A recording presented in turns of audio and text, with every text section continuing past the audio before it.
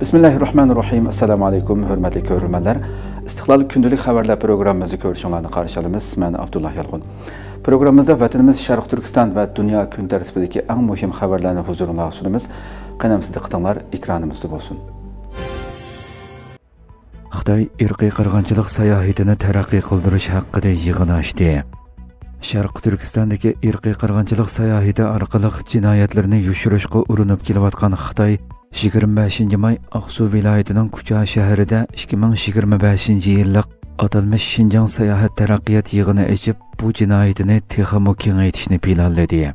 Xitoy tashviqot organi Tangritog' to'rining xabarida bildirilishicha, yig'inda Mashinruy Erkin Dunyos qatorliq Xitoy amaldorlari so'z qilib, Shi Jinpingning yo'l yo'riqlariga asosan Sharq Turkistonda sayohat kasbining 10 cho'ng kasb to'piga kirgizilib ching tutilganligi, atalmish Xinjiang yaxshi joy dangliq markasini yaratganligi, har qaysi millatlarning aralashishi, yo'g'rilishini ilgari surganligi haqida jar solgan. Xabarda mazkur yig'inning nima uchun kuchaga o'rinlashtirilganligiga ishorat qilingan bo'lib, 1000 yillik Kusan madaniyatining jo'shqin hayotiy kuchini urg'utish, Xitoy madaniyatining ko'p xilligini namoyon qilish degandek iboralar o'rin olgan. Xitoy bultur iyul oyida Kucha yer osti qadimiy qabristonligi muzeyini ochib, qadimiy qabrining qurilish alohidaligi va madaniyat elementlarini ilmiylikka zid holda burmalab tushuntirgan edi. Va mazkur qabristonlikning Sharq Turkistonning tarixdan beri Xitoyning boshqarishida ekanligi, tarixda Sharq Turkistondagi har qaysi rayonlarda Uyg'ur qatorliq turkiy xalqlar emas, balki Xitoydagi har qaysi millatlarning o'rtaq yashaganligidek nomussizlarga safsatini kuchab tashviq qilgan edi. Shundaqla bu oyda Xitoy yana Kuchada cho'ng muzey to'pi qurish planini e'lon qilgan edi. Sharq Turkistonda irqiy qirg'inchilik sayohatini texmo taraqqiy qildirish maqsad qilingan bu yig'inga 33 davlatning Xitoyda turishliq elchilari, hukumat va korxona vakillari qatnashib, Xitoyning bu jinoyatiga ovoz qo'shgan. Yig'inda atalmish Uyg'ur avtonom rayonining madaniyat va sayohat kasb to'pi taraqqiyot yirik plani 2025 yildan 2030 yilgacha e'lon qilingan. Mazkur planda 2030 yilga borganda Sharq Turkistonning yillik kutib oladigan sayohatchi umumiy sonini 400 million odam qatimdan oshirish, universal tijorat kirimini 1 trillion yuanga yetkazish planlangan. Xitoy Sharq Turkistonda Uyg'urlar boshliq turkiy xalqlarga yurgizayotgan irqiy qirg'inchilik jinoyatini pardozlash, shuning bilan birga zo'r iqtisodiy manfaatga erishish uchun yaqinqi yillarda Sharq Turkistonda ko'plagan sayohat nuqtalarini ta'sis qilib, sayohatchilik sohasiga alohida kuchmoqda. Aql ambarlari Xitoyning bu jinoyatlari haqida bir qism dokladlarni e'lon qilib, ko'plagan xalqaro sayohat shirkatlarining xalqaro mehmonxona zanjirlarining irqiy qirg'inchilik sayohatiga sherik bo'layotganligini fosh qilgan edi. Mali Jumhuriyatida bir Xitoy shirkati hujumga uchradi. Mali Jumhuriyatidagi bir Xitoy qurilish shirkati qurolli guruhining hujumiga uchragan bo'lib, shirkatning ambar va ig'ir tipdagi mashinalari ko'ydirib etilgan. Fransiya xalqaro radiosining xabarida bildirilishicha, Mali Jumhuriyatining g'arbiy qismida tosh yo'l yasayotgan Xitoyning chet el inshoot cheklik mas'uliyat shirkati 24 may hujumga uchragan. Shirkatning tosh yo'lga ancha yiroq bo'lmagan joydagi aslahalari hujum nishoniga aylangan bo'lib, shirkat ambari va kran, traktor qatorliq mashina aslahalari ko'ydirib etilgan. Xabarda qayd qilinishicha, hujum qilguvchilarning soni oz bo'lsa-mu, ammo qo'lida shirkat o'rnining chertyoji bor ekan. Bu sababli ular planini tezli ishga oshirib to'liq chekingan. Muxbir voqea sodir qilguvchilarning ikkinchi nishoni shirkatning Xitoy boshqaruvchilarini tutqun qilish ekanligini, ammo ayni vaqtda ularning naq maydonda yo'q ekanligini ilgari surgan. Bu mazkur rayonda qurolli guruhlarning tunji qatim Xitoy shirkatlariga qarshi harakat qilishi emas bo'lib, bu oyning 5ida Xitoylar boshqaradigan bir kan rayonimi qurolli guruhining hujumiga uchragan. Xitoy atalmish bir balvoq bir yo'l tashabbusi bilan Osiyo, Afrika va Latin Amerikasidagi ko'plagan davlatlarni qarz tuzoqiga tushirib, muhim ul aslaha qurilishlarining kontrolligini qo'lga kirgizmoqda.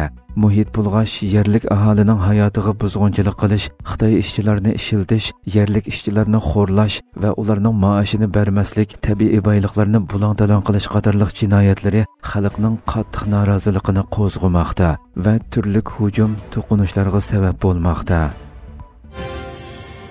Yevropa Ittifoqi Xitoy shirkati Sheinga muhlat bekitdi. Yevropa Ittifoqi Xitoyning to'r savdo shirkati Sheinni saxta baho tushirish, besim bilan setish qatorliq qilmishlarga chetilish, iste'molchilarni qo'g'dash qonuniga xiloflik qilish bilan ayblab ogohlantirdi. BBC'ning bugungi xabarida bildirilishicha, Yevropa Ittifoqi 26 maydagi bayonotida iste'molchilar huquqini qo'g'dash organining tekshirishi orqali Shein shirkatining Yevropa Ittifoqining qonuniga xiloflik qilganligini bayqaganligini, bular qaymoqtirg'uchi uchur, aldamchilik xarakterlik mahsulot markasi, qaymoqtirg'uchi e'lon va aloqalashish usullarini yoshirish qatorliqlarini o'z ichiga oladiganligini e'lon qilgan. Tekshirishda yana Sheinning ilgirki setish bahosiga asoslanmagan holda baho tushirganligi, yolg'on e'tibor takliflarini sunganligi va soxta muddat bekitganligi, bu orqali iste'molchilarga setib olish besimi tushirganligi fosh qilingan. Yevropa Ittifoqi navbatda Shein shirkatini bir oy muhlat ichida javob berishi kerakligi, bo'lmasa Yevropa Ittifoqi davlatlaridagi setilish miqdoriga asosan jarimani to'laydiganligi haqida ogohlantirgan. Sheinning bayonotchisi buningga javoban Yevropa Ittifoqining qonun nizomlariga amal qiladiganligini va aloqador masalalarga javob qaytaradiganligini bildirgan. Xitoyning arzon baho orqali har qaysi davlatlarda tez sur'atda bozor egallayotgan shirkati Shein ko'plagan tanqidlarga duch kelayotgan bo'lib, bularning nuqtaliqlaridan biri Uyg'ur majburiy amgikiga chetilish bo'lmoqda. Isroiliya G'azzoning 75%ni ishg'ol qilishni planlamoqda.